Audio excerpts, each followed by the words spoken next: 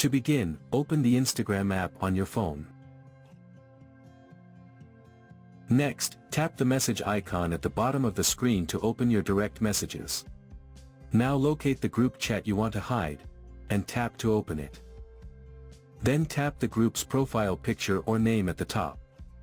Now tap the three-dot options located below the group name. A drop-down menu will appear. Tap on Hide.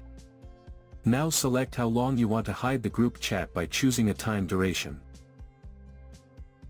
That's it.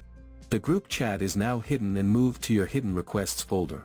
It will remain hidden for the duration you selected. To access this hidden chat, tap on Requests. Then tap on Hidden Requests. Here you will see all your hidden group chats. Tap the one you want to unhide. Finally, tap Unhide at the bottom.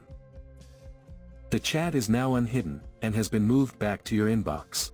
This feature lets you temporarily hide group chats, keeping your inbox organized without permanently leaving the conversation. So that's how you can hide and unhide group chats on Instagram.